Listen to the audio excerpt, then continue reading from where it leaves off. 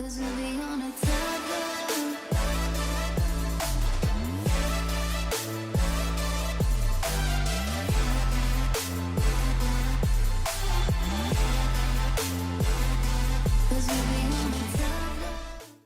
Bita, Bit, tar Kak Cika share screen dulu ya. Tar dulu, ntar. Mendingan Kak Cika yang share screen atau Bita yang share screen dikontrol ya. Ntar dulu. Sabar. Ntar dulu ya. Nah, kan kita tuh mau share screen dulu. Bentar ya.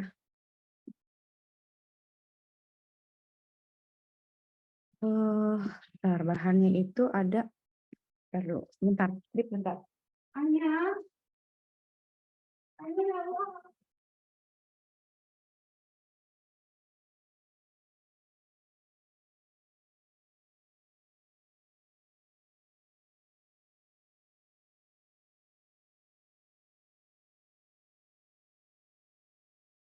Sorry, Bit. Ntar dulu. Tadi mana ya? Nah. Tunggu, kemarin tuh nyari buat Bita adalah, sabar dulu ya. Ini kayaknya bukan. Nah ini. Nah ini Bit. Tapi, ini tuh udah, tunggu. Ini kita, ini dulu. Nah, oke. Kan kita tuh pengennya gini. Kita kan arahnya biologi, jadi kita tuh ke sana gitu ya. Cuman kita sekarang ini dulu lihat dulu data science-nya. Nah, terserah ini Kak Cika share ke Bita ya. Bita mau ini itu kita save ke drive, soalnya takutnya nggak bisa ngeganggu kopinya dia. Kita buka baru aja, kita copy aja ya. Nah, Kak Cika kasih ke Bita bisa buka juga. Nah, terserah Bita mau share screen atau mau, bentar ya, stop share dulu ya. Mau share screen, terus Kak Cika kontrol, atau Kak Cika yang share screen, Bita ngeliat. Yang mana, Bit? Pilih, Bit.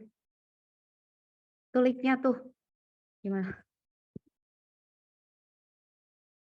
Kak Cika share screen atau Bita share screen? Kak Cika, gitu. Ya udah. Oke ya, udah dikirim ya. Ntar dulu, cek dulu. Making sure.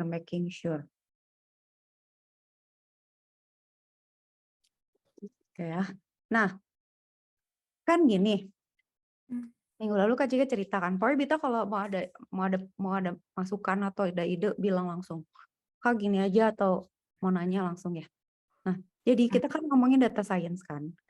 Ya, tujuannya data science kan kita menyelidiki gitu loh, Bit. Jadi kalau Bita punya data nih. Terus Kak, bisa nggak ya kalau kita giniin gitu, bagus tuh gitu. Nah, sekarang kita toolsnya dulu. Kan kemarin sih Kak Cika baca-baca. Oke, ada yang misalnya DNA atau penyakit atau yang tadi ya medical apa suggestion or apa gitu itu penting sih. Nah, sekarang kita tuh belajar dulu data analisisnya karena si data itu harus kita analisis dulu. Nah, untuk data yang ini kita ngambilnya dari sini, Bit. Jadi ya belum relevan banget sama kasus kita. Tapi Kak Cika mau nunjukin, minggu lalu Kak Cika udah nunjukin kan, Kaggle ini tuh punya dataset yang bisa kita pakai gitu. Untuk hari ini kita tuh pakai data dan si data itu bisa kita download aja gitu. Oke, sign in dulu misalnya, pokoknya sign in, nanti sama dia boleh download. Kak Cika download dulu ya si data ini. Coba. Ada nggak? Nah ini kan dia lagi downloading kan nih. Nah, oke. Dia lagi download data. Nah, isinya adalah tentang mobil. Pokoknya gitu ya. Ini tuh udah nyampe belum sih? Lu downloadnya kemana? Oh udah nih. Data CSV udah. Nah, si data ini intinya adalah tentang car make-nya, modelnya, year-nya, engine, sama horsepower, sama segala macam lah. kan kalau misalnya kita punya data gini sebenarnya dipakainya bukan data kita kan, tapi setidaknya kita tahu bahwa oke, datanya kayak gini, processing-nya kayak begitu, hasilnya kayak begini gitu. Nah, pada saat kita punya dataset sendiri, itu kita compare, kira-kira gitulah pokoknya.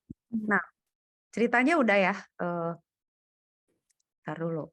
Ini kan nggak kacikaran ya, karena dia udah ngeran. Sebenarnya kita bisa ngeran sendiri, tapi udahlah kita go through aja, go through ini. Nah, dia bilangnya tuh eksplorasi data analisis gitu ya. Sebenarnya di data science lah. Eh, kalau kita perhatiin, Iya. library-nya tuh itu-itu aja gitu, Pandas, sampai Seaborn sama Matplotlib. Udah gitu lagi, gitu lagi. Tapi kalau Kak Cika pengennya nanti Matplotlib-nya diganti sama yang visualisasi yang lebih kecil lah gitu misalnya, Tableau gitu misalnya. Dah, pertama kan pasti kita load ini kan, load apanya, library. Udah, yang dua ini untuk visualisasi. Intinya pokoknya target kita berdua ini di lesson kita gitu ya, kita ambil data terus kita buat analisis dan visualisasinya. Nah itu ya. Terus di data itu harus kita ambil. Jadi pada saat itu selalu, nah enaknya tuh di Pandas itu ada read CSV, ada read JSON, ada read Excel. Jadi dia tuh udah bisa ngunyah data yang kita punya gitu. Jadi kalau misalnya kita punya data, gue datanya bentuknya teks, dia bisa misalnya datanya bentuknya apa, kita cari library itu udah aman lah gitu ya di Python. Jadi kalau kita punya data dari lab, formatnya apa nih gitu. Excel, ya udah mau dari Excel atau mau pindah ke CSV, masukin ke Python tuh gampang. Jadi kan udah dapat isi data. Ya. Datanya kita ambil 5 data pertama aja. 5 data pertama, bla bla gini ya. Terus ini 5 data terakhir. Nah, kalau kita lihat ada 11.000 kan datanya. Dan kita tuh pengen analisis harga mobil dan kayaknya sih marketingnya gimana lah, karena ada marketing kategorinya gitu ya, ada ukuran segala macam. Dah, sekarang kita harus tahu ini nih yang biasanya bikin gara-gara. Kak Cika tuh belum cerita ini. Data types gitu ya. Kan kalau kita punya data, type-nya tuh bisa macam-macam tuh. Kadang-kadang dia numbers, kadang-kadang dia string. Tapi kadang-kadang bentuknya array apalah gitu. Pokoknya bentuk pada saat kita ngambil suka salah gitu. Nah, kita tuh mesti cek kayak misalnya nih biasanya kalau pecahan gini kan ini float ya. Kalau kayak itu string misalnya gitu. Gini kalau tahun itu bisa string, bisa number. Kadang-kadang kalau kita pakai angka tapi nggak dihitung, tipe datanya tuh suka di-set string aja gitu. Jadi kayak nah, ini tuh penting. Kadang-kadang kalau nggak kita cek, terus misalnya kita bilang, oke, gue pengen ngitung rata-rata dari misalnya engine horsepower dari setiap mobil nih mau dihitung rata-ratanya gitu, mau di average gitu. Tapi ternyata ini tipe datanya string gitu. Jadi wow, semua harus di-convert dulu jadi string. Itu sih yang penting. Jadi tipe data itu harus dicek. Nah, cara ngecek tipe data itu kayak gini. Kita bisa bilang data frame yang tadi tuh data types-nya apa aja. Nah, di sini kan ada objek gitu ya. Kadang-kadang kalau misalnya kita masukin gambar atau misalnya tabel, itu kalau tipe datanya nggak sama, itu nggak bisa dioperasiin, problem lah. Tapi Kak Cika sih jarang buka data types kecuali pas lagi dioperasiin terus di error. Kalau error berarti gue belum convert nih berarti. Tapi secara umum udah. Nah, di sini di sini kita lihat tahun tuh integer ya, engine float, make sama model nih katanya objek, anggap aja dia string lah gitu ya. Yang lain tuh integer udah aman berarti. Tapi kan kita nggak perlu semua tabel nih. Nah di dalam data frame itu kalau kita mau ngebuang tuh tinggal enak banget, dia tinggal drop aja gitu. Jadi kita bisa bilang, oh gue nggak mau data-data yang lain, mau gue buangin aja. Jadi kita buang misalnya drop engine view, market kategori, vehicle style, popularity, number of word, itu hapus aja. Saya cuma mau ambil yang lain ya sisanya gitu. Jadi make, model, year, engine horsepower, cylinder, transmission, dan lain sebagainya. Yang lain di drop. Jadi enak lah tinggal nge-drop, kita udah punya tabel baru. Kalau kita nggak drop dulu, terus kita ngoperasiin setabel sebanyak-banyak itu kan ribet ya, karena jadi gede tampilannya storage-nya juga gede. Dah, oke, sekarang pengen diganti yang namanya di rename. Nah, nge-rename juga gampang tuh, tinggal gini aja, df rename. Terus kita kasih kolom itu misalnya engine horsepower jadi horsepower, engine cylinder jadi cylinder. Pokoknya di titik 2 terus diganti namanya, dia udah berubah. Gitu ya. Ini tuh udah proses merapihkan data gitu. Udah, oke. Sekarang apalagi yang mesti dirapihin? Udah, kita udah pilih kolom yang kita mau. Kita cobain. Sekarang kita mau buang baris yang sama gitu. Jadi kan biasanya ada 11.000 data baris nih. Kadang-kadang datanya ada yang sama. Kebayang nggak kalau misalnya kita harus satu-satu gitu ya. Kita bisa lihat nih dari DF shape ini 11.000, 10 kolom. Kali ya 10 1 2 3 4 5 6 7 8 9 10. 11.000 baris dengan 10 kolom. Nah, di Python tuh tinggal bilang gini, duplicate rows, itu kita bilang df cari duplicate row-nya. Nah, di situ kelihatan bahwa ada yang duplicate 989. Kebayang nggak kalau kita nggak pakai tools ini, manual gitu, atau kita bikin coding sendiri pakai Python, bisa gitu ya. Kita cek aja, tapi kan itu ribet banget. Maksudnya painful gitu. Kalau udah pakai mesin ini, udah enak gitu. Oh, ada 989. Kira gimana ngapusnya? Kira sekarang kita count ya. Kita count dulu. Semua data sama nih.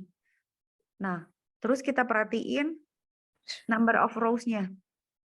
Coba lihat ada yang beda kan? Ini sama ini beda, sama silindernya juga beda. Oh, ada yang beda gitu ya.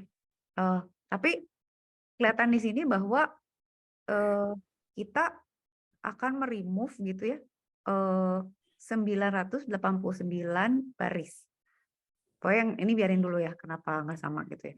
Udah kita drop nih, df drop duplicates. Kita bakalan hapus tuh. Kalau kita hitung lagi, sekarang jadi begini. Emang ada yang nggak sama ya? Nanti kita lihat ya kenapa kok beda sih gitu ya. Kok beda sih horsepower sama silinder? Oke. Udah ya, datanya berkurang. Nah, sekarang udah oke kan? Udah bersih tuh. Kolom yang nggak perlu dibuang. Baris yang nggak perlu dibuang. Nah, ini bit yang suka jadi problem di data itu adalah null. Gitu.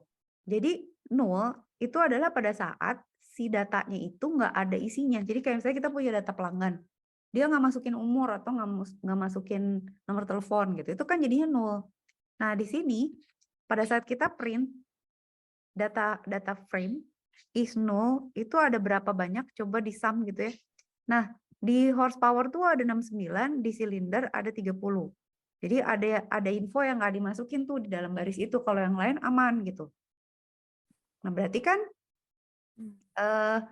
itulah sebabnya gitu, kenapa waktu dihitung itu silinder sama si horsepower ini jumlahnya nggak sama yang lain gitu, karena dia punya kolom yang kosong. Nah, kolom yang kosong itu nggak dihitung.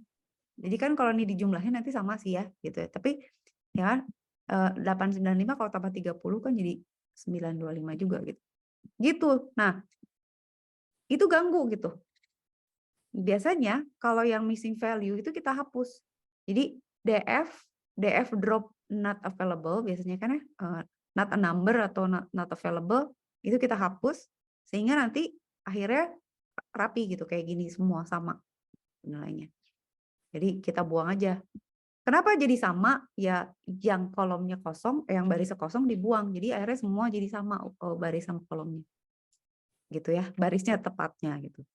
We have removed null or not available values. Jadi kenapa? Nggak perlu gitu, karena nanti kalau kita visualisasiin juga dia ganggu. Karena si not available ini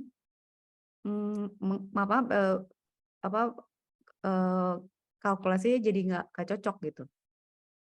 Kalau kita cari manual bit, kebayang nggak 11.000 dan kita cari manual. Kalau pakai langsung rapi kan.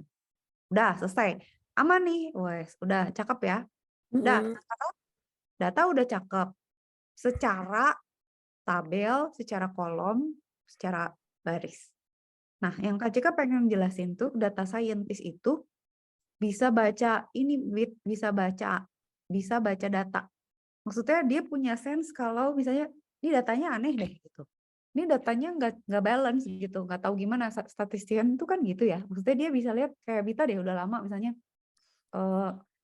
di lab biologi ngamatin bakteri, terus tahu gitu ya waktunya lah apanya gitu ya. Kak Cika gak ngerti sih. Kalau Kak Cika mungkin di elektro saya tahu, oh tegangan kalau saya lagi bikin ini tuh tegangannya sekian, arusnya sekian, terus misalnya impedansinya sekian gitu kan.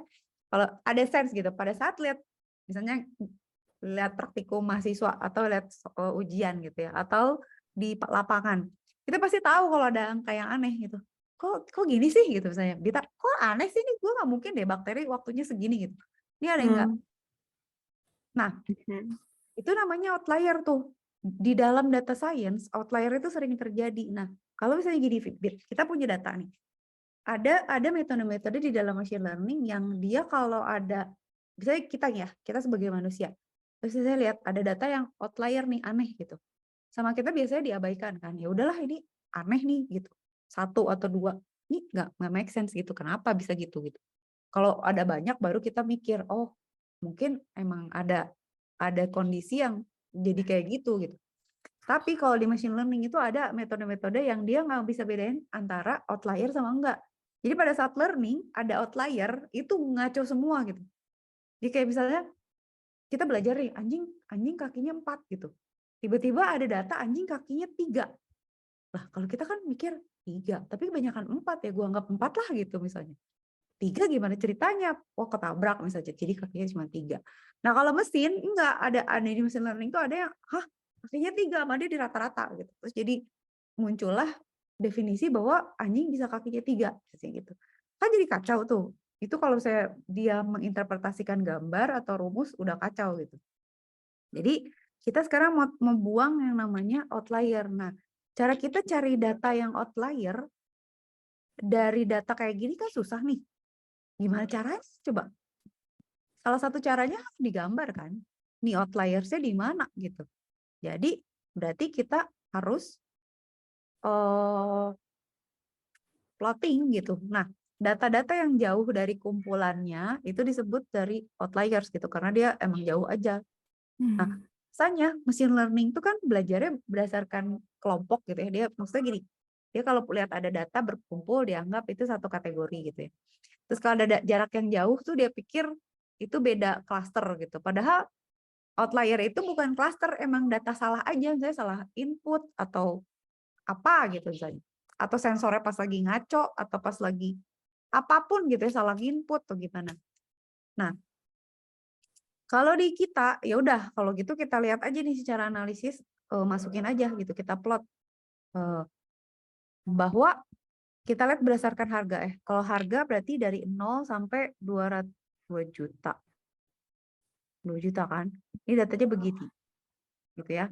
Kalau horsepower ada nggak? Horsepower tuh ada tuh outliers di sini. Nah, kalau dia di sini tuh biasanya data rapat di sini kan berarti. Nah, kita plottingnya tuh pakai akses subplot gitu ya. Jadi kita melihat box plotnya kalau dia berkumpul tuh dia di dalam kotak yang sama. Yang di luar kotak itu outlier gitu lah.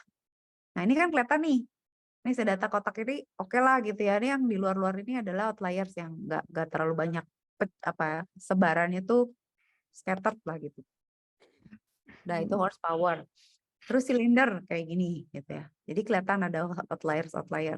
Nah, kita bisa hitung kuantilnya. Jadi kayak misalnya di sejauh apa sih dia gitu. Si data ini dari data yang umum gitu. Emang outliers atau kebetulan aja benar gitu, cuman datanya sedikit. Nah, itu bisa kita amati gitu.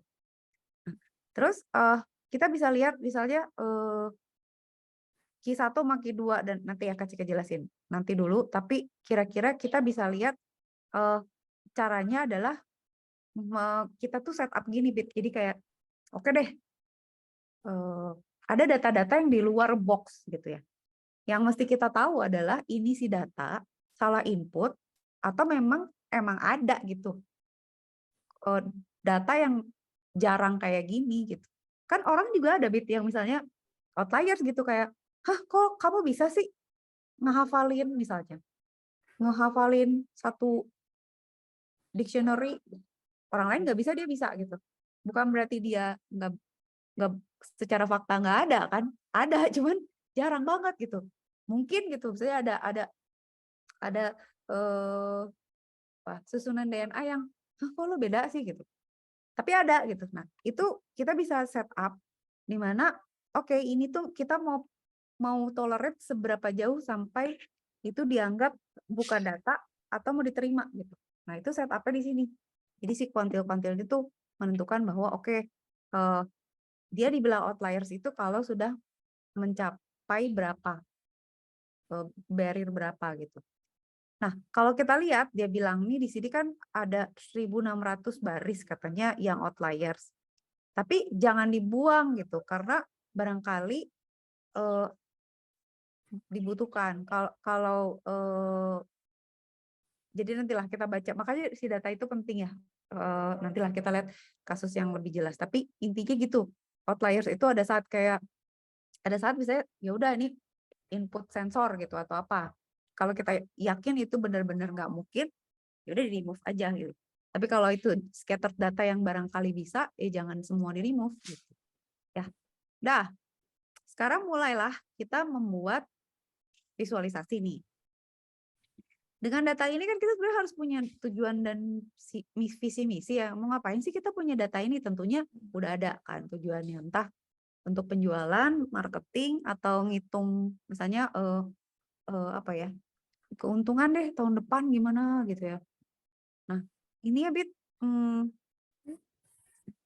salah satunya contohnya itu pakai histogram. Nggak cakep ya, nggak kayak art, tapi ya udahlah. Dari sini kan kita bisa lihat ya, oke, kalau jumlah mobil berdasar dan mereknya itu yang paling banyak dibuat yang mana, ternyata Chevrolet gitu. Maserati sama Genesis tuh jarang. Nah, cara kita membuat histogram tuh cuman tinggal bilang aja gitu, oke, kita bikin 40 terbesar aja karena bisa jadi datanya tuh lebih dari 40 karena si mereknya tuh lebih dari 40 bit. Jadi kita bisa bilang n largest 40 atau 10 gitu. Kita plot sebagai bar, figure size-nya 10,5 gitu lah ya. Ya udah, kita kasih judul, terus Y-nya mau apa?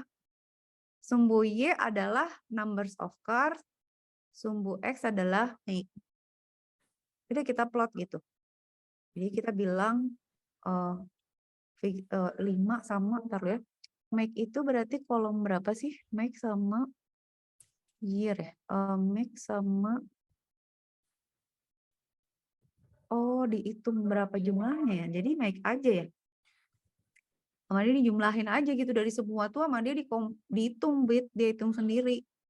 Oke, jadi kita tinggal bilang aja X-nya itu label make ini. Oke, udah beres dong berarti. Jadi ini yang kita lihat bit. Artinya tolong hitung untuk kolom make ada berapa barang. Jadi kayak misalnya Chevrolet, dia tuh go through the table ya, Chevrolet 1 2 3 4 5 6 7 8 9 10 12. Bayang nggak? Oke. Tuh, jadi bukan kita yang bikin tabel kita totalin, dia yang hitung pakai yang namanya value counts ini. Jadi kalau kita mau ganti terbit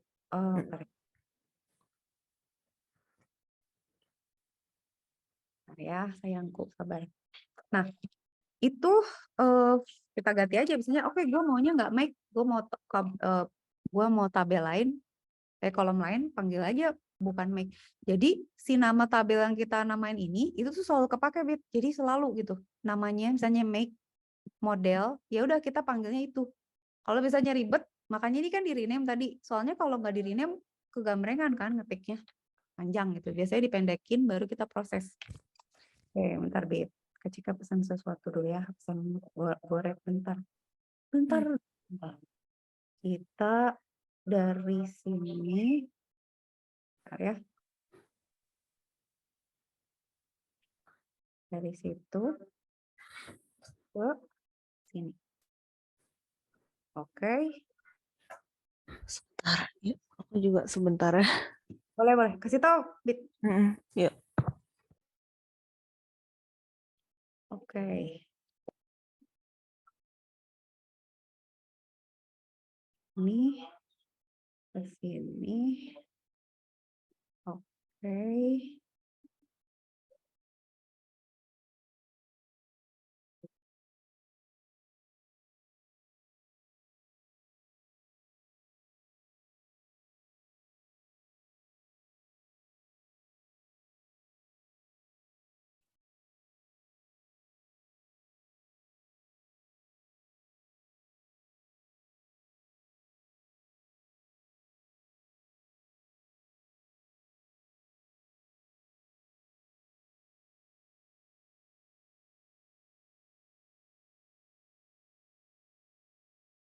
Oke.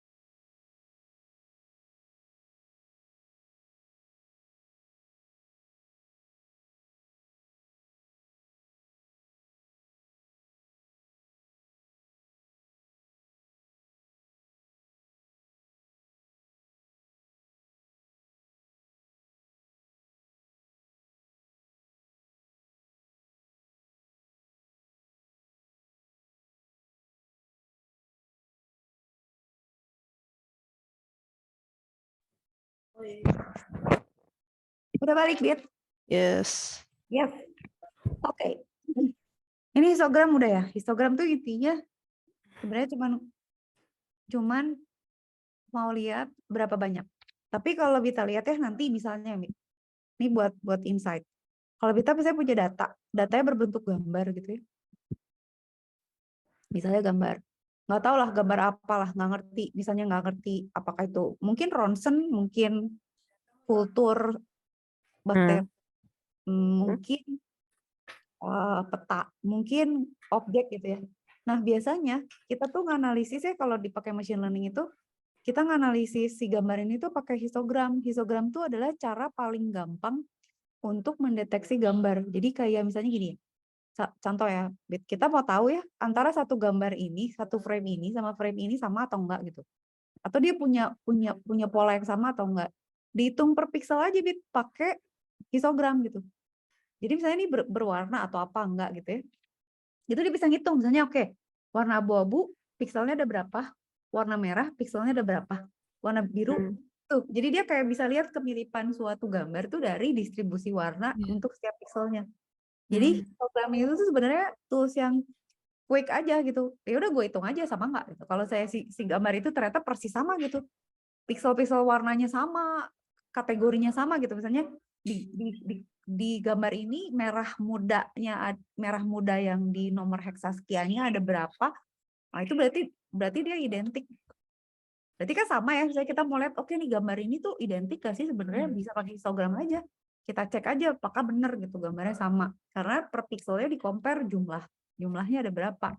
Itu tuh useful juga gitu ya di machine learning gitu. Kira-kira. Oke. Udah ya. Terus kita lanjut nih. Sekarang apalagi nih yang kita bisa pakai untuk analisis data? Salah satunya tuh heat map.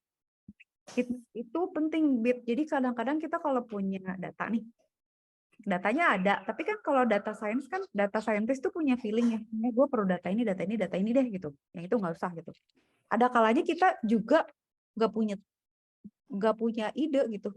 Maksudnya nggak kebayang juga gitu hubungannya apa, justru mau kita analisis gitu.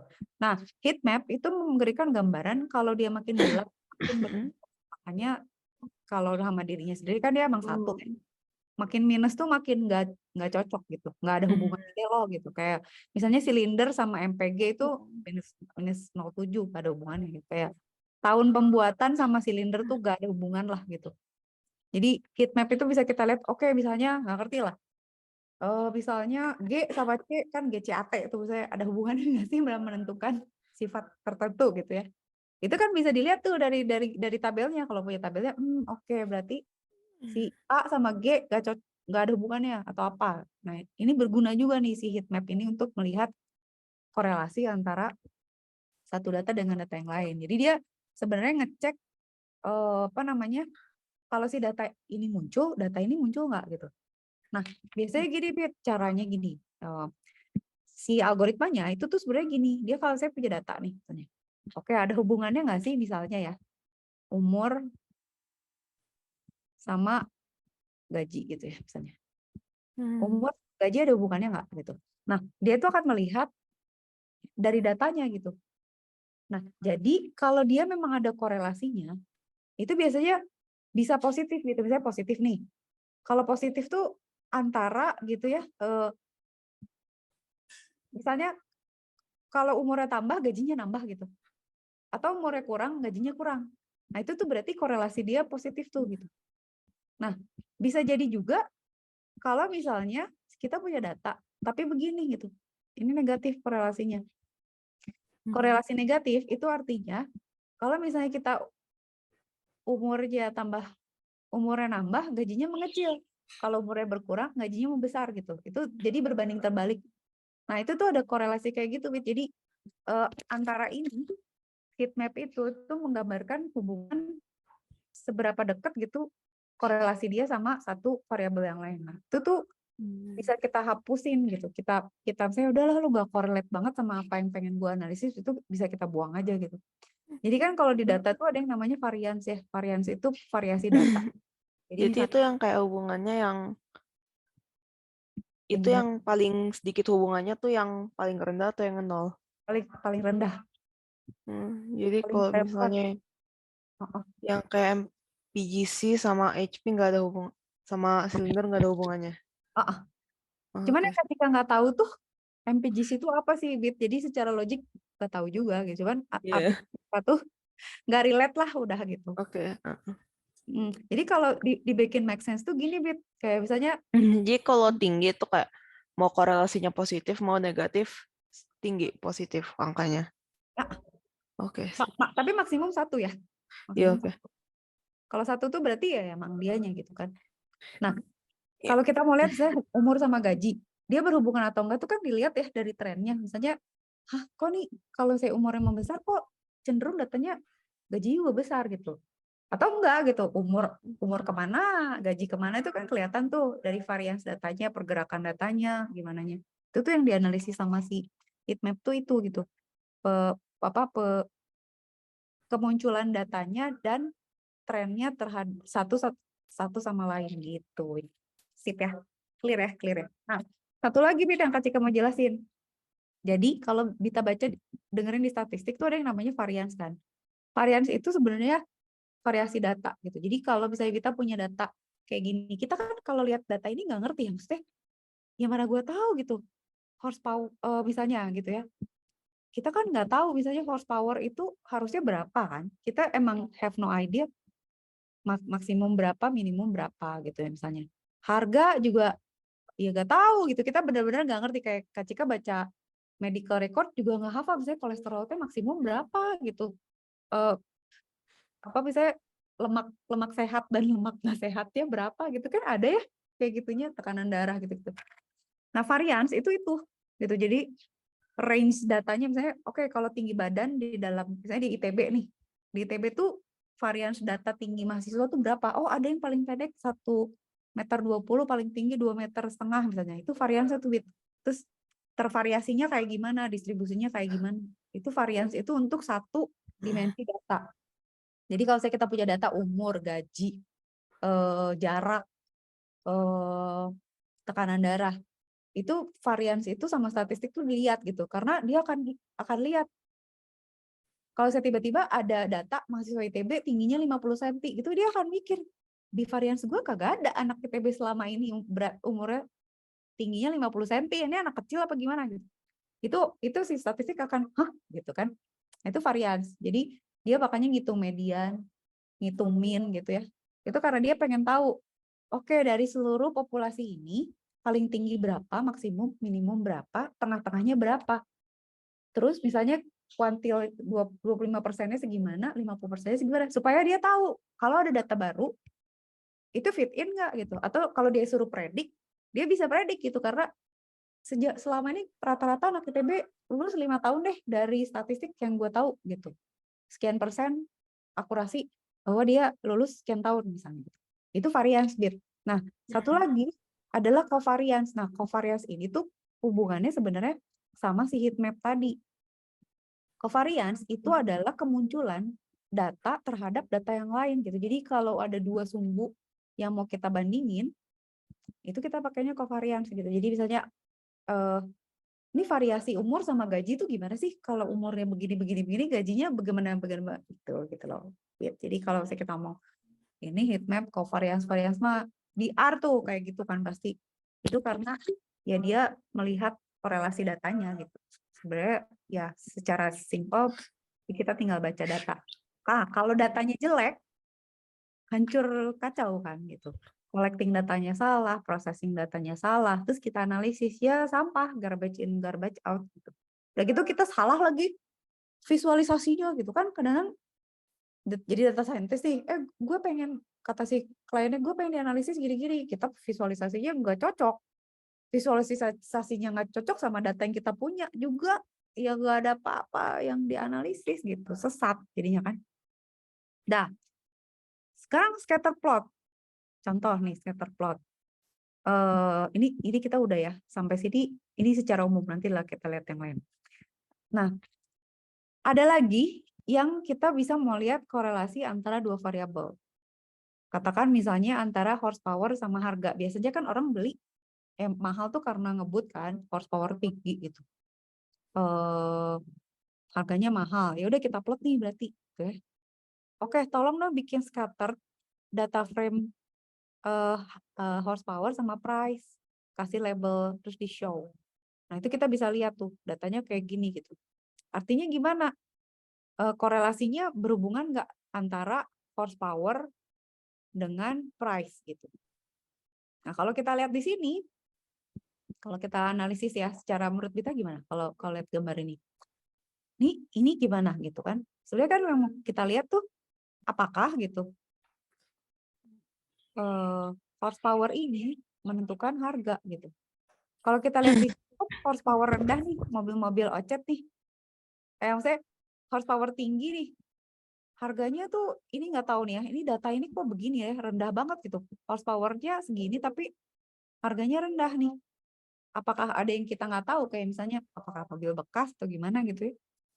Tapi kalau kita lihat kan maunya begini, horsepower-nya tinggi, harganya juga tinggi kan gitu. Tapi kalau kita lihat trennya, iya sih kayaknya oke ya. Ya kan? Maksudnya untuk horsepower yang 100 sampai 500 ini ada range harga yang makin naik gitu. Untuk mungkin kategori tertentu. Ada juga yang kayak gini gitu, makin di atas gitu ya. Tapi intinya bentuknya kan ke sana gitu ya. Ya ada korelasinya sebenarnya kalau gitu. Cuman untuk menggambarkan itu gitu ya. Nanti Kak Cika pengen nunjukin nih ke kita yang aduh waktu itu pakai apa ya, visualisasi bagus ya.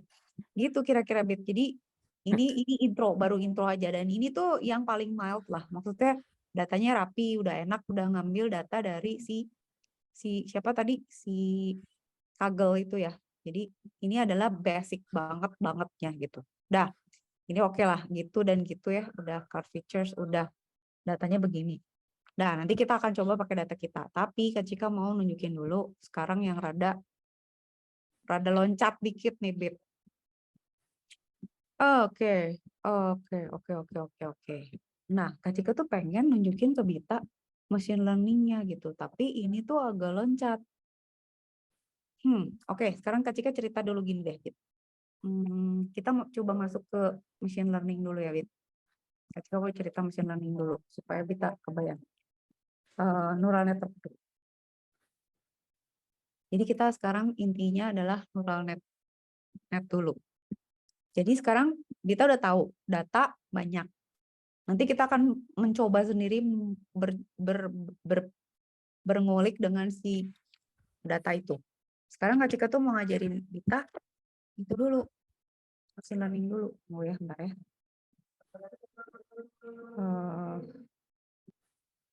Kak Cika mau jelasin ini, pengen ngajarin ini.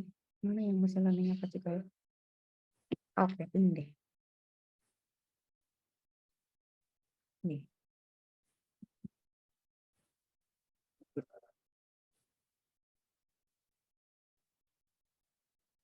Ini dulu sebentar lihat. Jadi Kak Cika tuh pengennya gini, Bit, kalau bisa Bita sampai tugas akhirnya ini ketemu topik gitu loh. Kali bisa jadi tahu, Bit. Mahasiswa Kak Cika tuh yang di TU Edan semuanya pengen machine learning tahu gara-gara kita bisa kali apa gitu dianalisis pakai machine learning, tapi kita cerita dulu ya. Dan Bita dulu ya. Nah, jadi yang diributin machine learning tuh apa sih sebenarnya? Nah, dulu tuh machine learning dibilangnya AI, Bit. Nah, AI itu sebenarnya versi jadul dari machine learning. Jadi zaman si AI ini tuh jadul banget lah gitu. Si mesinnya tuh dikasih tahu gitu. Jadi kayak misalnya lu kalau gini belok kanan, kalau gini belok kiri. Sama kita harus di apa ya, di micromanagement harus dikasih barisnya. Jadi kita codingin satu-satu. Manual aja gitu. Jadi kayak misalnya per baris, kalau saya robot ya udah ditulis aja lu kemana. Kalau nemu ini belok kanan, kalau machine learning itu udah learning, dia belajar. Kalau deep learning, itu versi yang udah horror tuh, Bit. Jadi kayak deepfake gitu kan ya. Kasih tuh lihat deh di TikTok kayaknya ada deh Tom Cruise yang deep learning kan, jadi kayak dia tapi bukan gitu pakai mesin. Ya kan? Nah itu tuh Bit, itu deep learning. Jadi dulu kenapa ada artificial intelligence, baru machine learning, terus deep learning, itu karena zaman dulu tidak ada resource yang memungkinkan kita untuk mengkomputasi sekian banyak perhitungan supaya dia bisa belajar gitu. Jadi kalau zaman dulu itu terbatas komputasi. Jadi ada saat orang tuh ngebayangin misalnya, oh robot, AI, kita bakal di take over sama robot. Itu tuh masih jauh, bodoh banget mereka tuh, sesat lah gitu.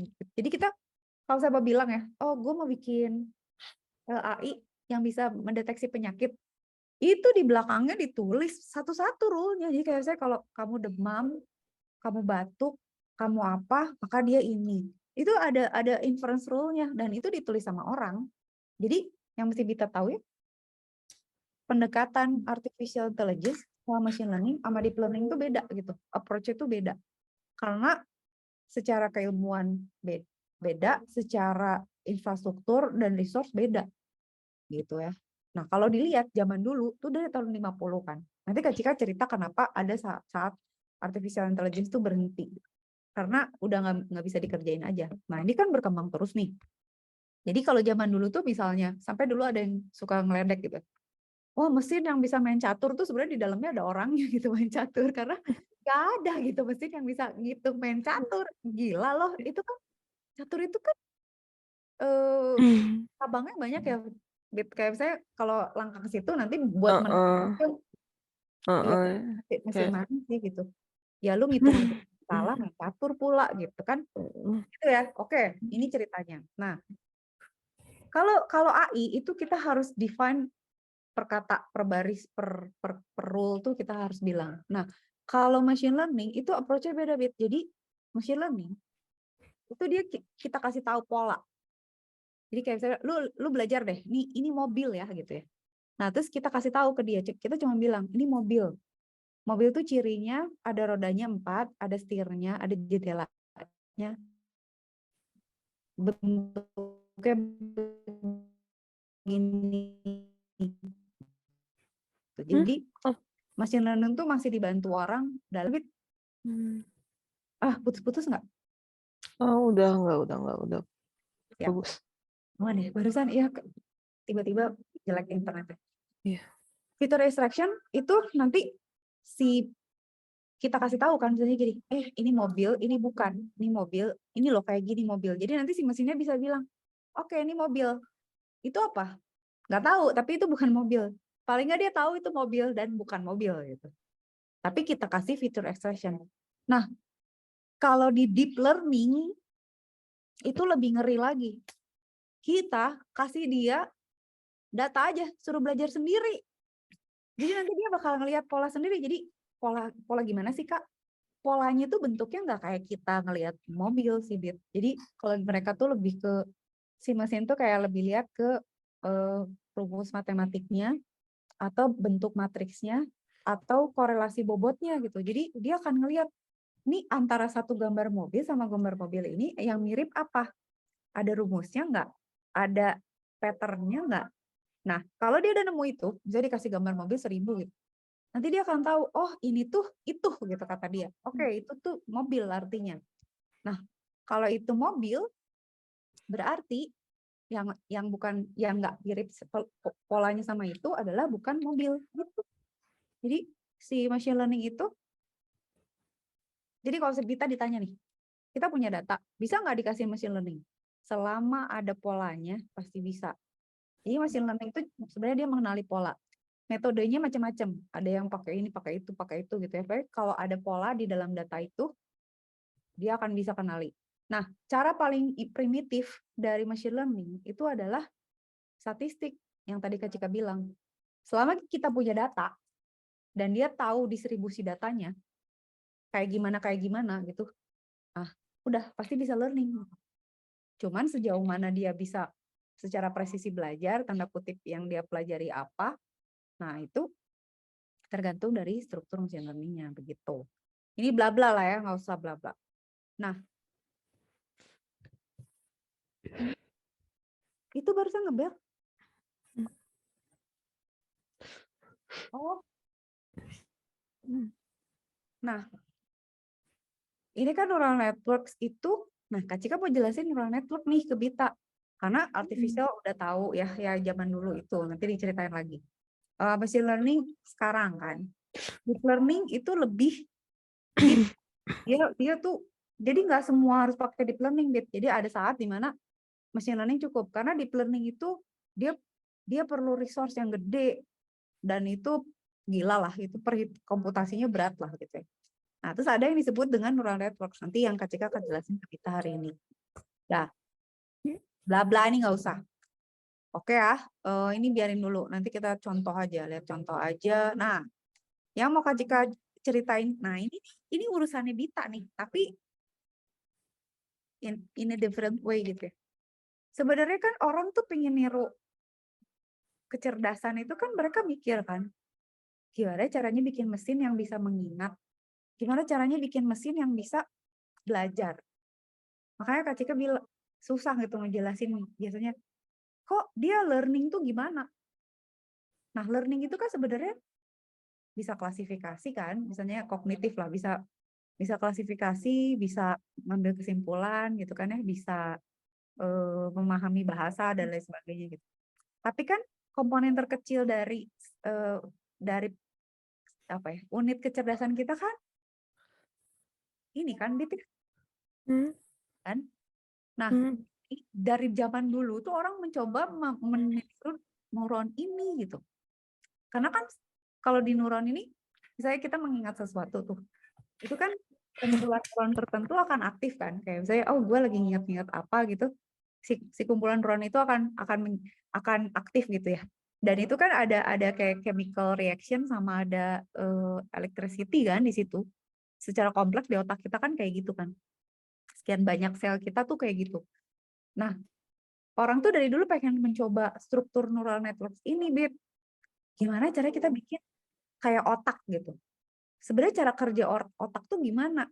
Nah, yang diketahui dan dipelajari itu kan sebenarnya otak tuh kita punya sel-sel otak saling berhubungan. Ada dendrit, ada akson gitu ya. Nah, kalau kita mengingat sesuatu akan ada sekumpulan neuron yang aktif. Kalau kita kayak misalnya kita terus kan kalau misalnya kita nginget-nginget sesuatu kan ada ini ya, Kak Cika tuh cuma inget itu loh waktu kuliah dulu. Waktu Iya, Mielin kan ya? Ingat iya nggak? selaput mielin. Dulu guru Kak Cika bilang, kamu kalau nggak ngafalin, itu mielinnya nanti apa kan tadi kalau sering ngafalin jadi menebal kan. Kalau menebal tuh kamu jadi inget gitu ya. Kalau kalau kamu nggak sering ngulang, nggak sering dipakai neuronnya, mielinnya jadi menipis. Terus lama-lama lupa gitu. Terus Kak Cika, karena itu cuman itu yang make sense, jadi Kak Cika inget, oh mielin gue udah tipis nih, gue kayak udah lupa gitu. Tapi kalau sering inget, jadi tebel gitu kan, bener gak?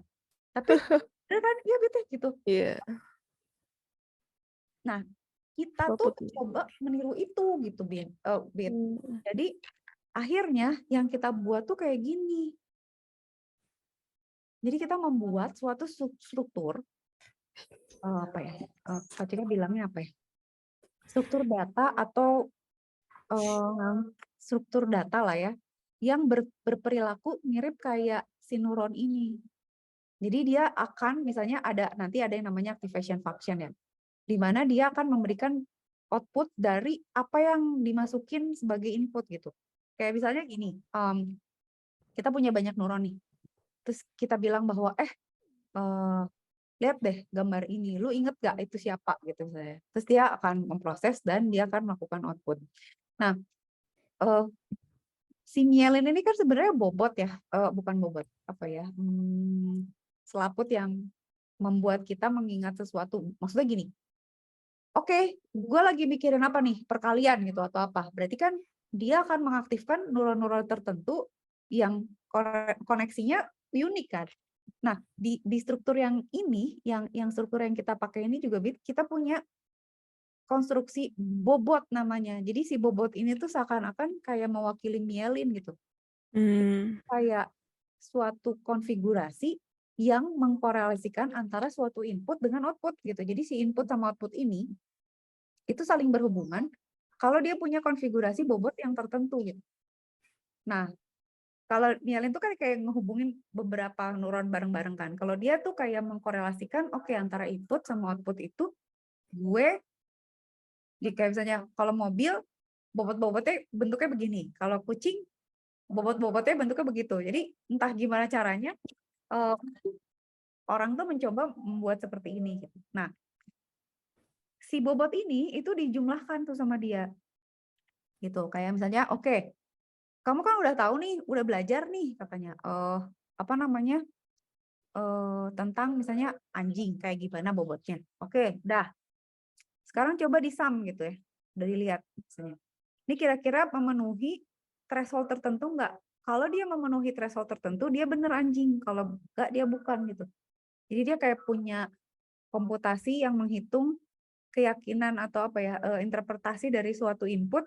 Kalau dia melewati threshold tertentu, dia memenuhi. Berarti itu sesuai sama apa yang dia pelajari. Kalau enggak, bukan gitu. Gitu, Bit. Oke, nanti kita lihat lagi. Nah, jadinya sekarang orang tuh mencoba bikin neuron gini, Bit. Jadi neuronnya tuh kayak ada neuron 5 gitu. Itu input. Jadi kita masukin inputnya ke 5 ini. Hidden layer 5 neuron lagi, terus output layernya tuh cuma 1 neuron. Tapi neuron-neuronnya itu saling berhubungan kayak otak kita gitu. Tapi ini kalau di coding itu bentuknya kayak matriks aja gitu, kayak variabel yang saling berhubungan, tapi mereka itu punya bobot. Nah, yang membuat machine learning ini kan machine learning ya sebenarnya. Yang membuat dia learning itu sebenarnya adalah pada setiap neuron itu kan ada hubungan nih. Dan hubungan antar ini tuh setiapnya berhubungan nih, jadi semuanya saling berhubungan kayak jejaring gitu kan. Nah, mereka tuh punya bobot korelasi bobot yang berbeda gitu, konfigurasi, konfigurasi bobot yang berbeda untuk setiap input gitu ya, yang akan jadi output tertentu. Nah, si bobot-bobot nih, kayak misalnya Kak Cika misalnya kasih input ya. Oke, ini inputnya berbentuk angka atau berbentuk gambar, pixel atau apapun.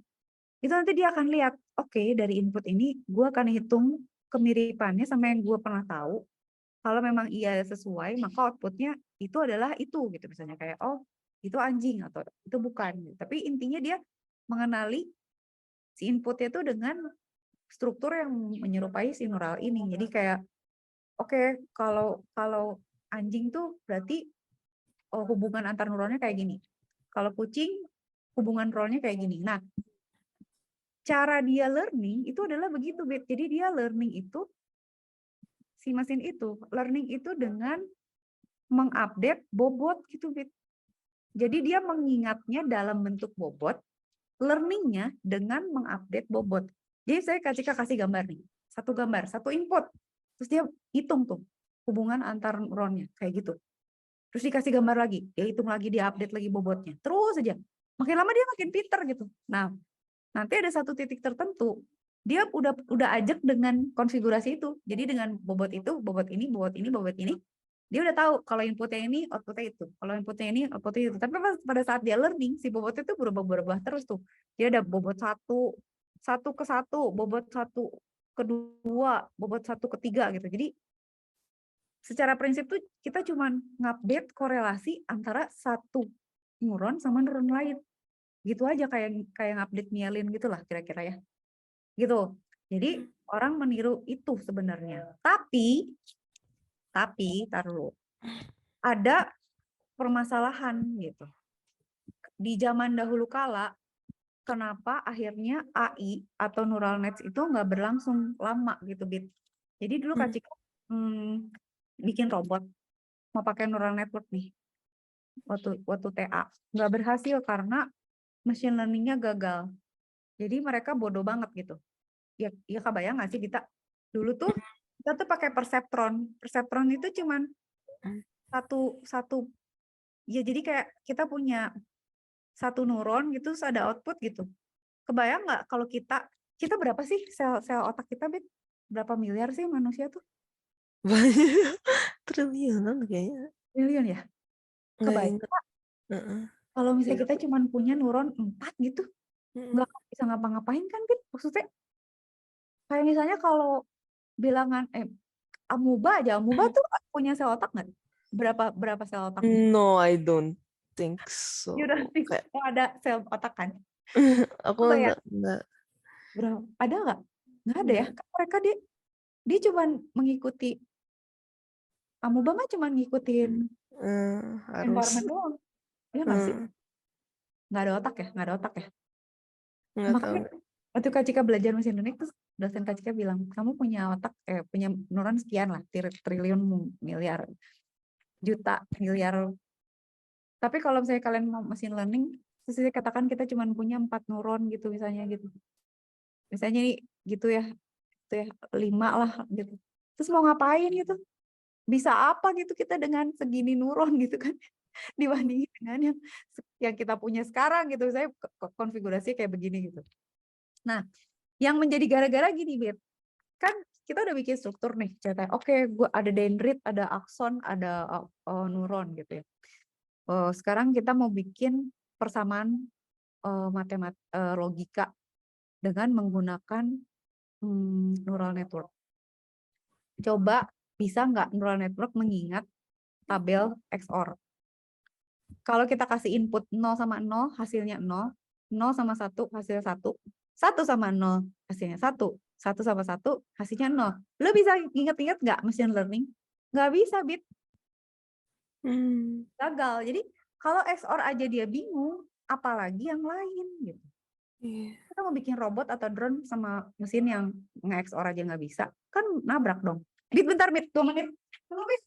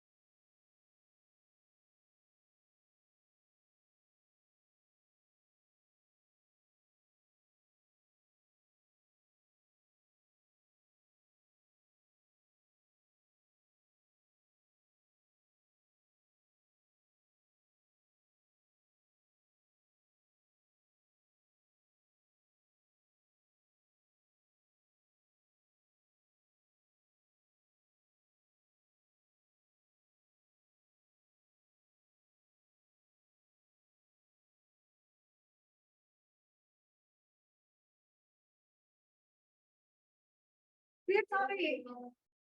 Ada yang ngebel. Dah. Ini kasih tunjukin ya sekarang. Kenapa dia bingung?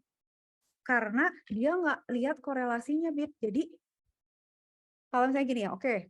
Sekarang kita lihat ya. Dia tuh bingung gitu. Kenapa kalau 0, dia 0. Kalau 1-1 dia juga 0 gitu. Terus kalau 0-1 dia 1. 1-0 dia bingung gitu. Nah, machine learning itu pengen ada dia pengen ada barrier yang bisa dipakai untuk memisahkan gitu. Kayak misalnya gitu. Kita punya tabel, punya diagram. Terus kita punya data nih. Bisa data Bita gini ya. Ini ada data di sini gitu kan ya. Ada data lah pokoknya. Entah itu angka atau apa. Terus di sini kita punya data juga di sini gitu. Kalau gini kan kelihatan pola kan, Bit. Si mesin itu dia bisa cari garis begini. Dia bisa bedain bahwa ini adalah, oke, gue bisa pisahin antara 1 sama 2 gitu. Karena dia bisa tarik garis. Tapi coba kita lihat, kalau kayak gini, kalau dia 0, dia positif, negatif. Kalau dia 1, 0, dia positif. Kalau dia 0,1, dia positif juga. Kalau dia 1,0, 1,1 dia negatif. Terus si mesinnya gimana belajarnya? Dia bingung dong. Dia mau gini nggak bisa. Dia mau gini nggak bisa. Ya kan, Bit? Ya nggak? Mau gimana? Mau gini? Mau gimana? Mau gini? Kan nggak bisa dibagi. Bit, Bita ada kan?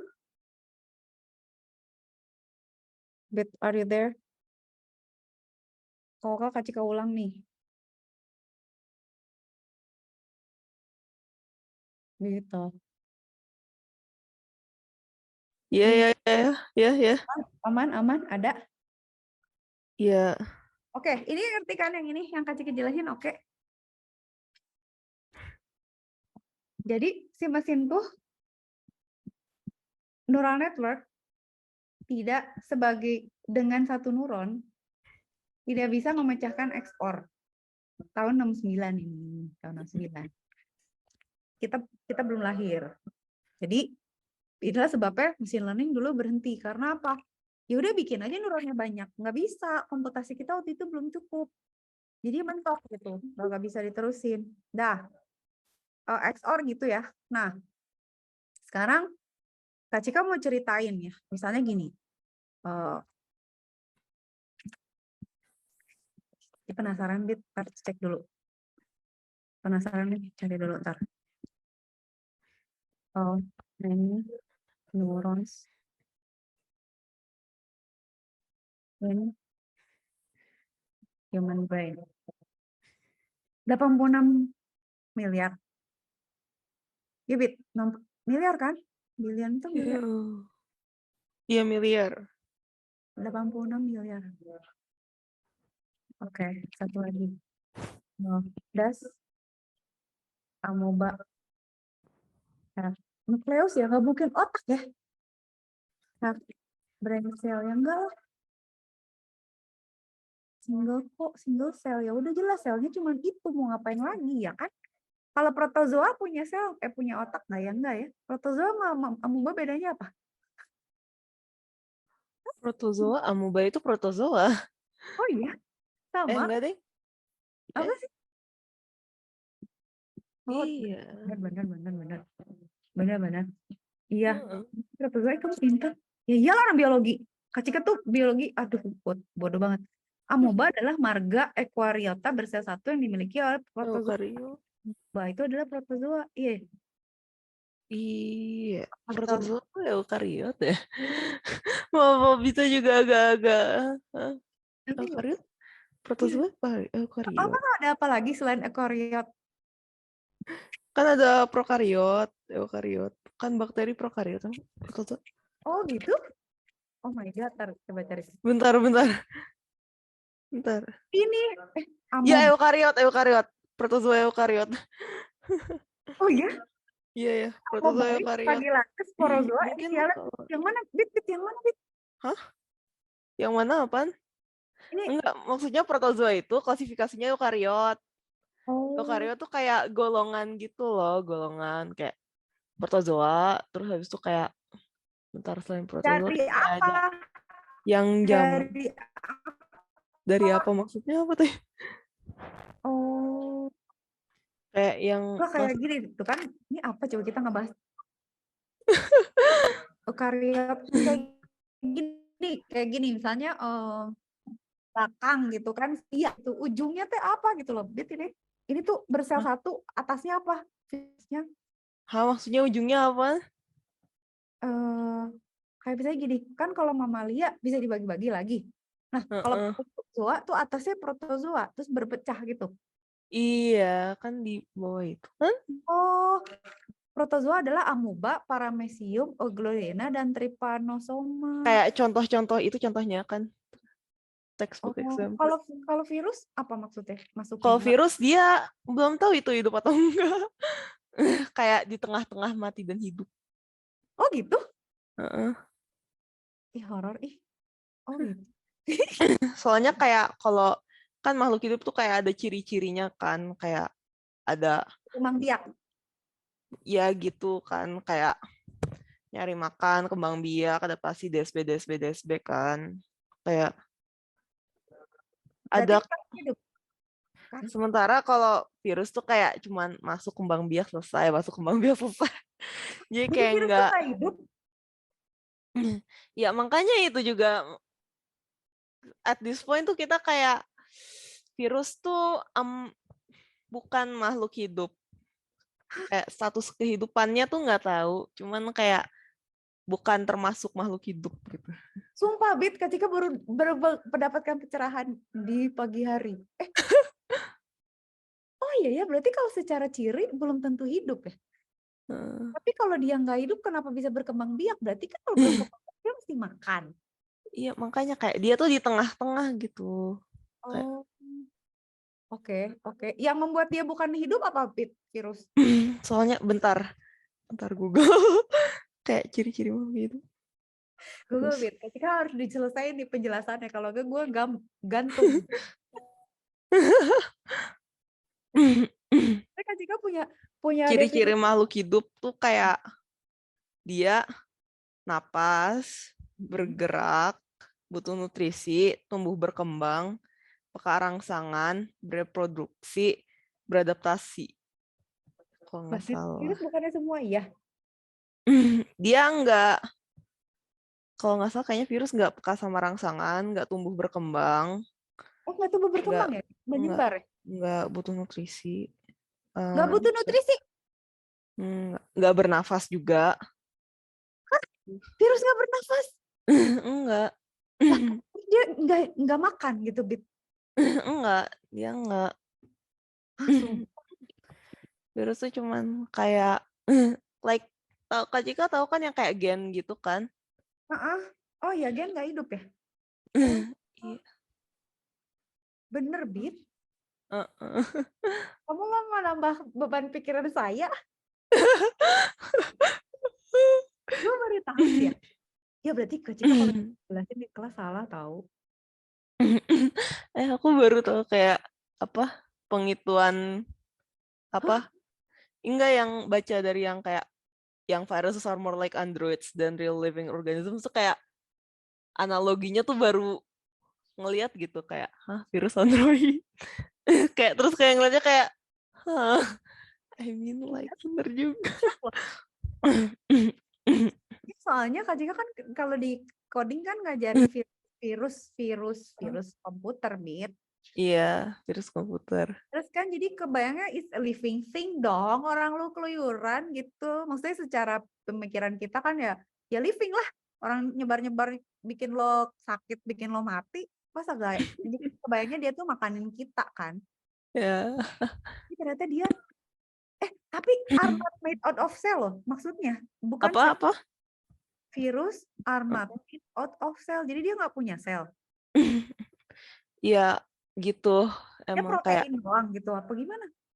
ya kalau nggak salah tuh kayak dia kalau sel tuh kayak ada beberapa apa Kalau like sel tuh udah. cuman kalau sementara kalau virus tuh isinya kayak cuman itunya Cuma doang, data genetiknya doang. cuman rumus doang yang disebar-sebarin gitu kali ya? Gitu nggak sih? Iya.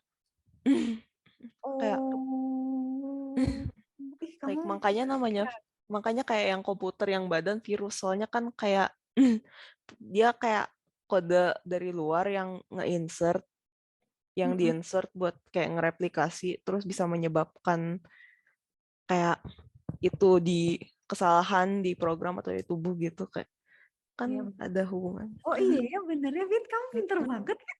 Kita mau pinter loh sekarang. Tapi bener loh.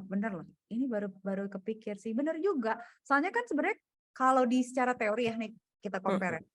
Kalau saya Kak Cika bikin virus nih di Python, misalnya Kak Cika mau bikin gue punya virus nih. Nih ya, si virus itu cuma code aja sebenarnya. Iya.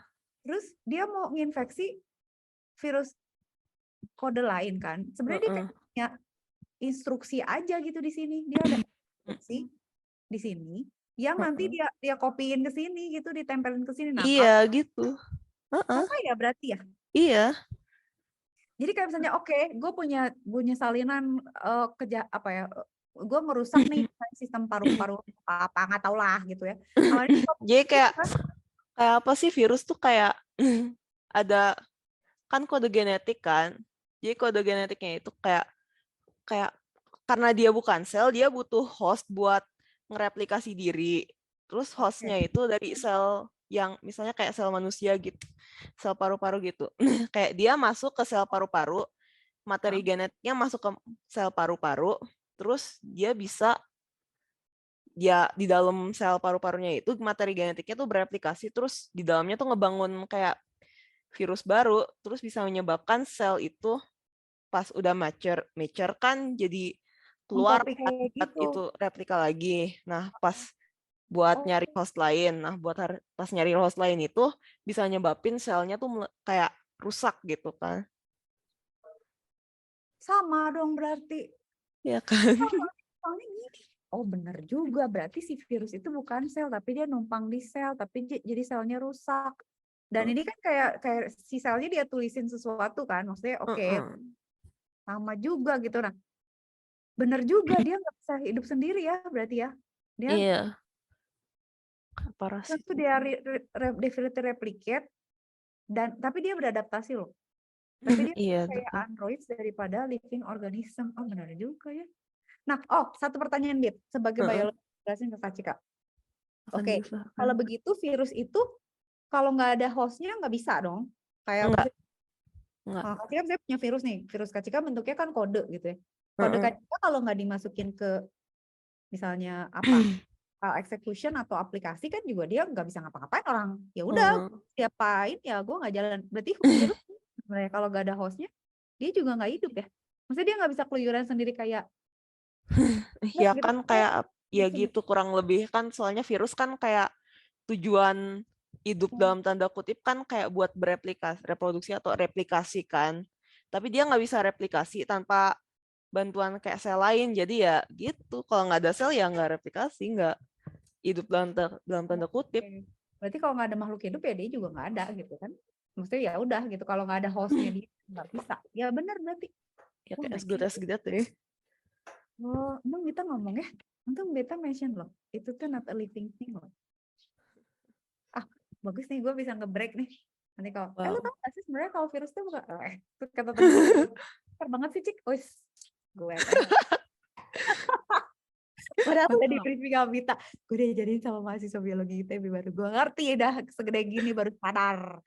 Itu ternyata tidak hidup, teman-teman. Apa sih lo takut sama COVID? Kan dia nggak hidup sebenarnya sih. Oh, gue jelasin. Boleh lah. Ini sampai mana, Bit? Oh, oke. Tadi sampai neuron kan? Neuron. Sampai neuron. Gara-gara Kak Cika pengen tahu banget kita punya 86 miliar otak. Nah, sekarang akhirnya orang-orang tuh bikin ini, Bit. Gaya lah pokoknya. Oke, gue mau bikin neural network ya. Isinya cuma 3. 86 miliar diganti sama 3. Jadi ini input, ini Kak nih inputnya apa? Inputnya tuh cuman angka 0 sama 1 atau 1 sama 0 atau 0 sama 0 atau 1 sama 1. Terus nanti dia cuma suruh jawab kalau gue masukin 1 sama 0, lu harus jawab itu 0 apa 1 gitu loh, Bit, cuman gitu. Dan dia tuh mengupdate bobot ini sesuai hubungan antara input sama outputnya. Ini 2 layer kayak gini gitu ya. Neural network ini tidak berhasil ini, nggak bisa gitu karena apa? Sebentar, Kak tunjukin di sini. Ini tidak berhasil karena dia tidak melihat pola. Makanya Kak Cika bilang, Bit, kalau ditanya, kita bisa nggak sih ngajarin mesin dengan data? Kalau datanya ada polanya bisa, kalau nggak ada dia nggak. Dan tergantung. Nah, katakan gini, Bit, kita punya input nih. Inputnya tuh kalau Kak Cika boleh tunjukin, ini inputnya 3 berarti ya? Kebayang nggak? Ini tuh X0, X1 lah. X1, ini X2, ini X3. Kita bilang bahwa ini datanya teuing lah. Pokoknya kita bilang, kalau gue kasih 001, lu inget ya outputnya 0. Kalau gue kasih 011, lu outputnya 0. Kalau gue kasih 101, lu outputnya 1. Kalau gue kasih 11, outputnya 1. Nah, sebenarnya ini kalau di alam nyata gitu ya, ini bisa jadi data misalnya, kalau hujan nggak bawa payung, tapi bawa raincoat, nggak jadi pergi gitu misalnya. Kalau misalnya hujan, bawa raincoat sama bawa payung nggak jadi pergi juga gitu. Tapi gitulah, pokoknya bisa jadi true false gitu loh, Bit. Kebayang nggak? Jadi anggap aja si data ini tuh sesuatu yang misalnya kalau macet, terus udah gitu banjir, udah gitu bangun kesiangan pasti telat gitu. Kayak gitu ya, bisa berbentuk seperti itu ya. Tapi kan dia harus apa ya? Mencerna ini kan hubungan antara input sama output kan, dan itu dia hitung dalam bentuk sinaps gitu. Maksudnya sinaps tuh ya korelasi antar neuron yang ini gitu. Jadi inputnya 3 tuh. Nanti ya ini belum Kak Cika bahas ya, ini biasnya. Dia akan punya bobot nih antar neuron, terus langsung output gitu. Kebayang nggak? Dari input tuh langsung output. Nah, problemnya pada saat dikasih kayak gini, dia bisa jawab loh, Bit. Kayak saya kita tanya, dia bisa jawab kalau dikasih input ini, dia bisa jawab sesuai sama yang diajarin. Outputnya bener tuh, Bit. Dan dia ngitungnya berdasar kenapa angkanya nggak bulat tuh karena dia ngitung bobotnya gitu. Jadi kalau dia mendekati 0 dia 0, kalau mendekati 1 dia 1. Tapi bener. Kenapa bisa bener? Karena dia lihat ternyata dia tuh sama dengan X1. Dia lihat, kalau gue nggak usah lihat yang lain, pokoknya lihat X1. Dia 0, gue 0, dia 1, gue 1. Dia bisa jawab. Selesai kan? Oh, bisa, pinter nih dia. Iya, data yang ini. Coba sekarang kasih data yang begini, yang nggak ada polanya. Kita kasih data lain. Data yang berbeda, tidak ada polanya. Dia suruh nginget-nginget ini. Gitu ya. Nah, 31 ini maksudnya gini, Bit. Jadi inputnya 3, outputnya 1. Bayang. Jadi sel otaknya cuma segitu aja. Otaknya cuma 4. Suruh ngapain, bergerak juga kagak bisa nih ya. Ini X1, ini ya. Ini input 1, X1 gitu ya. Ini X2, 3. Kita bilang bahwa oke, kalau gua kasih 001, lu outputnya 0 ya. Kalau 111, 0 gitu ya. Ini Y-nya nih keluarannya gitu. Cuman 4 selnya, Bit. Cuman 4. Dia karena nggak ada polanya, di sini kan dia bingung nih. Gue lihat apa ya, di sini nggak sama. Nggak ada hubungannya. Ini nggak ada pola kan. Ini juga nggak ada pola kan. Jadi dia akhirnya pada saat dihitung, bobotnya tuh jadi sama gitu. Saling cancel out gitu. Jadi kayak saling meniadakan. Kayaknya itu deh loh. Apa itu ya gue ya? Apa itu gitu. Jadi karena dia tidak bisa mendapatkan perhitungan yang konvergen karena tidak ada pola, jadinya hasil bobotnya tuh di tengah-tengah undecided gini. Jadi karena si bobotnya saling meng-cancel out antara satu data sama data yang lain. Jadi tadi katanya kalau gini 0, tapi kalau gini 0 juga. Nanti kalau gini 1 gitu. Jadi dia bingung gitu ya. Nah, jadi gimana dong masalahnya? Bodoh kali dia gitu ya. Oh ya udah kita coba kalau inputnya 2 deh. inputnya 2 yang XOR yang tadi Kak Cika bilang tuh. Bit, kalau misalnya kalau Kak Cika ngajar di kelas ya, Kak Cika tuh selalu ngingetin XOR tuh kayak pacar gitu. Kita cuma mau 1 aja yang muncul. Kalau 2 jangan sampai dua-duanya datang atau jangan sampai dua-duanya nggak datang, gitu aja sih logiknya kan kalau XOR. Jadi kalau salah satu pacar datang tuh oke gitu. Maksudnya ya udah lu nggak bisa, gua main satu lagi gitu kan. Tapi kalau sampai nggak ada dua-duanya atau dua-duanya bentrok juga jangan gitu kan. Sebenarnya simple ya logiknya gitu. Tapi kan nggak ada polanya gitu. Bagi si mesin kan gimana sih, kadang-kadang kalau ada 1 orang jadi 1. Kalau ini 0 nih 1, 1. Tapi kalau dibalik jadi 1 juga. Gue nggak ngerti kenapa kalau 0 semua 0, kalau 1 semua juga 0. Kalau kita kan bisa bikin analogi lah apa gitu. Pusing dia kan, nggak ngerti karena nggak ada pola. Ya udah, pada saat dihitung dia bengong. Nah, itulah sebabnya ya udah kita udah hopeless nih. Udahlah, nggak bisa, neural network tuh nggak akan bisa. Machine learning tidak akan bisa terjadi karena bodoh banget dia, sel-selnya cuma sedikit. Ya udah, selnya ditambahin atuh. Bukan masalah selnya yang ditambahin ternyata, Bit. Iya, ditambahin. Cuman apa coba? Yang harus kita tambahin tuh adalah layernya. Jadi kayak gimana ya? Si struktur ini kalau dari input langsung ke output itu bobotnya nggak sempat konvergen gitu karena dia langsung berhubungan sama output. Tapi kalau kita tambahin 1 layer lagi di tengah si hidden layer ini, itu jadi bobotnya tuh sempat ngupdate dulu gitu loh. Jadi kayak oke, hubungan gua sama hidden layer berapa, dari hidden layer ke output berapa. Jadi si bobot ini akan diupdate sehingga dia punya konfigurasi bobot yang bisa memisahkan antara outputnya harus 0 atau 1 kalau dia outputnya cuma 1 atau 0. Buktinya begini, Bit. Oke, kalau secara coding, Kak Cika buat 1 lagi. Oke, gue bikin sekarang strukturnya 3441. Gitu ya. Neuronnya gue tambahin nih. Nah, waktu zaman dulu tuh orang nggak kepikir, Bit. Kalau nambahin, kan kalau dulu perseptron tuh cuma 1 layer gitu ya. Kalau sekarang kita ya udah, kalau gitu sekarang tambahin dong neuronnya. Jadi ada layer gitu, ada perantara di mana kita gunakan itu untuk ngupdate bobot supaya dia bisa mengkalkulasi dengan lebih teliti hubungan antara input dengan output. Jadi kayak gini, Bet. Jadi ada 1 layer lagi yang kita pakai gitu. Nah, secara coding di Python itu tuh nanti ada strukturnya kayak array aja sebenarnya gitu. Jadi nanti jadi kalau Kak Cika boleh sederhanakan gitu ya, di oversimplify. Si layer pertama ini kan layer input kan.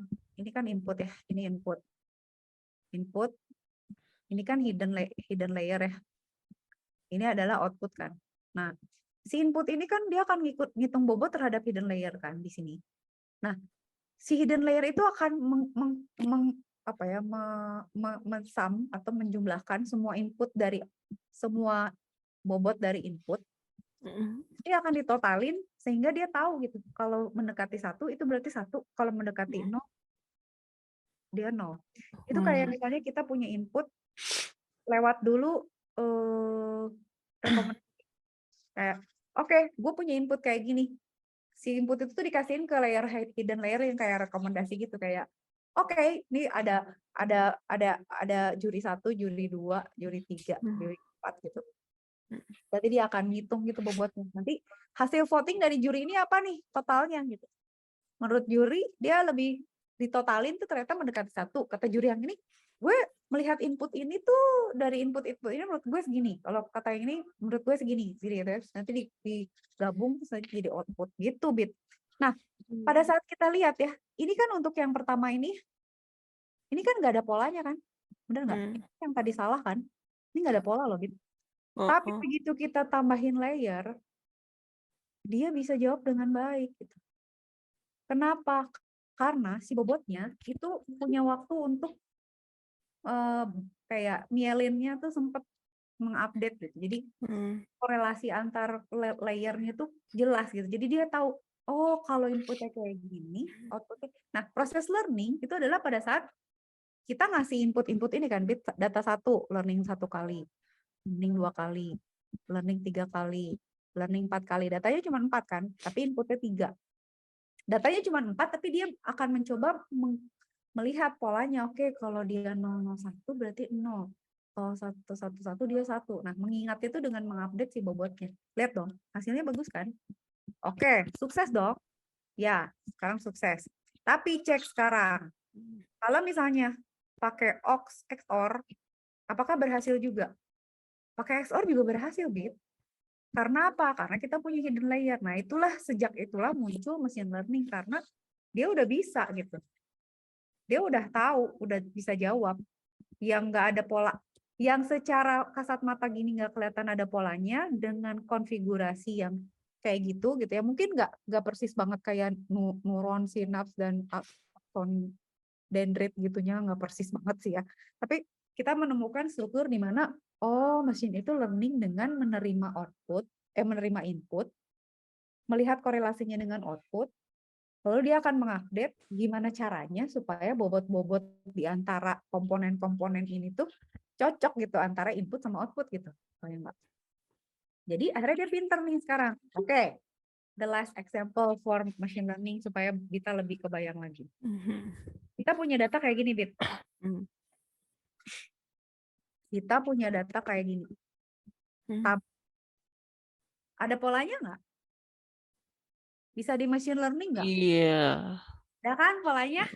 Ya Ada. maksudnya secara kelihatan nanti range berat sekian sama range sekian mah lu gendut lah gitu kan. Kadang-kadang kalau kita secara visual mah kelihatan lah nih BMI sekian gitu. Tapi kalau secara matematik kan ada kelihatan rumus gitu ya, Bit, kayak sebenarnya kan kalau berat badan itu rasio aja ya nggak? Kalau rasio tinggi lo sama rasio berat lo kagak ini, ya kalau saya pendek terus beratnya tinggi, ya pasti gendut gitu kan ya. Kalau tinggi berat rendah lo pasti kurus gitu. Tapi kan ada range-nya. Bisa nggak kita ngajarin mesin ini? Bisa dong gitu ya. Nah, caranya Kak Cika pakai yang tadi tuh yang ada hidden layer. Diajarin berapa kali, Bit? Cuma 5 kali. Jadi sama Kak Cika cuma di-trade data biru, data hijau, data ungu sama semua data. Pokoknya di warna ini tuh Kak Cika ambil random aja. Jadi setidaknya dia akan oke, kalau misalnya komposisinya kayak gini, rasionya begini, itu biru, rasio begini hijau, rasio begini kuning, rasio begini obes, dan kalau udah ekstrim banget berarti gendut banget gitu. Dan Kak Cika kasih bilang gitu misalnya, oke, gue ngambil random data nih, kalau lu tingginya 158, beratnya 45, berarti lu outputnya 18. Kalau 18, lu cek di sini tuh berarti lu underweight gitu ya. Dan seterusnya, cuman gini datanya, Bit. Nah, terus dia dimasukin kan ke dalam. Jadi nanti kalau kita lihat ya, kalau misalnya ini kita jadiin neural net, berarti kan inputnya cuma 2 tuh, bener nggak? Iya. Terus hidden layernya terserah berapa, tapi outputnya 1 gitu. Jadi yang Kak Cika masukin ke dalam sini itu cuma tinggi badan sama berat badan. Terus nanti dia di sini outputnya apa? Lu obes atau lu kurus atau underweight gitu kan? Ya. Nah ini tuh ini tuh height sama weight. Jadi Kak Cika tuh kayak begini aja. Udah ya. Kak Cika train. Oke, udah Kak Cika train. Terus apa yang terjadi? Nih kayak gini Kak Cika train. Jadi Kak Cika bilang, oke, ini datanya ya. Ini pakai Python nih, pakai NumPy gitu. 15845, 16555, 153. Ini datanya kan 1, 2, 3, 4, 5 kan, Bit. Terus sama Kak Cika ditambah 165. Itu apa? Nebak gitu. Jadi Kak Cika bilang, lu udah gue ajarin ya. Kalau 15845 outputnya 18. Kalau korelasinya gini. Kalau lu berat badan sama tingginya segini, bakal segini. Kalau gini, bakal begini. Kalau begini, bakal begini gitu ya. Sampai 5 data ini tuh kan ada korelasinya. Pokoknya kayak gini. Coba, lu belajar dari 5 data ini, bisa lihat nggak ada rumusnya. Sekarang gue tanya, kalau ini, bisa predik nggak dia apa? Gitu. Nah itu kan Kak Cika train. Cara ngetrainnya dimasukin aja, suruh ngitung. Nah, strukturnya itu inputnya 1, hidden layer-nya 5, outputnya 1. Nah, hidden layer tuh kita nggak ada patokannya berapa, Bit. Kalau dicoba aja lah 4 atau pokoknya lebih banyak daripada input sih biasanya atau sama minimal. Nah, kalau hasilnya udah bagus berarti dia aman. Dah. Oke. Kita train. Dia bisa jawab dong. setelah dia dikasih data 5 itu, Kak Cika masukin apapun dia bisa jawab. 18550 berapa? Underweight. 18875 berapa? Healthy. 16777 kok lo bisa sih gitu? Emang bisa gitu. Jadi kenapa bisa? Ya karena ada struktur datanya ya kata Kak Cika tadi. Jadi nanti ya kalau kita mau bongkar sih internally, sebenarnya nanti ada fungsi aktivasi. Tapi intinya di bawahnya tuh ada intinya itu ngupdate bobot aja yang menggambarkan korelasi. Dia akan menyeimbangkan bobotnya sehingga inputnya itu akan memberikan output yang seperti diminta gitu. Jadi dia kayak bilang, oh lo maunya kalau inputnya begini, outputnya begini. Berarti bobot gue harus gue atur kayak begini. Nanti ada masuk lagi, oh gue rearrange lagi nih. Gimana lagi? Setelah stabil, udah langsung jalan mesinnya. Jadi dengan berapa neuron? 25. 8 neuron, kita bisa mengingat ini, Bet. Jadi daripada kita nyimpen tabel, kita punya struktur dia, udah tinggal nanya ke dia gitu. Jadi kita bisa menghemat storage juga daripada nyimpen tabel gede gini. Ya kan, lihat tabel gitu susah. Ya udah, kita train aja dia gitu kan. Terus kita tinggal nginput ke dia, kalau gue beratnya segini-segini apa? Karena dia udah kita train, ya dia tinggal jawab gitu, Bet. Makanya kalau kita lihat Google sama Facebook, itu kan bisa ngerekomenin nih wajah siapa gitu kan. Itu karena dia licik tuh, dia udah ngetrain dari lama. Jadi data-data kita, data-data wajah, nggak tahu lah Kak Cika datasetnya mereka generate sendiri atau ngambilin dari foto-foto kita yang di Google Foto kan gratis tuh. Bisa dia pakai buat ngetrain. Jadi Google, Facebook, WhatsApp, Instagram, dan semua Amazon mungkin perusahaan besar, mungkin perusahaan software, itu tuh mereka ngumpulin data ya. Licik, Bet. Mereka udah masukin ke dalam machine learning. Jadi kalau dia punya resource, komputasi, dia punya data, dia train, ya jadi pinter gitu. Jadi nanti suatu saat ya gitu kayak kemarin kita nemu chat GPT kaget kan kita, kok dia pinter banget bisa ngomong, kok Midjourney bisa bikin gambar orang, kok cepet banget gitu ya. Lu nggak tahu aja, mereka training udah lama. Jadi ngambilin dataset, ajarin. Jadi sekarang mesin tuh udah mulai pada pinter karena udah belajar dari lama, bukan mendadak pinter gitu. Gitu, Bit. Jadi hari ini kita belajar machine learning, Kak Cika senang. Kak Cika belajar virus bukan makhluk hidup. Gitu, Beta. Jadi next Kak Cika pengen cari kasus yang mirip sama kerjaan Bita. Sekarang Kak Cika belajar. Kalau bisa nanti ada target kayak misalnya Bita pengen kita ada data kayak gini bisa diapa-apain nggak gitu. Yes. Jadi nextnya Bit ya. Kayak nggak? Ntar dulu. Jadi minggu depan gimana? Senin Jumat lagi? Kayaknya lihat dulu ya. Boleh Kak Cika plot gitu lagi dulu ya. Ya, makasih. Balik aja, Bit. Cariin ide kalau ada apa-apa kasih tahu. Oke, ya sip. Kak Cika bisa. Makasih banyak, Bita. Assalamualaikum. Waalaikumsalam.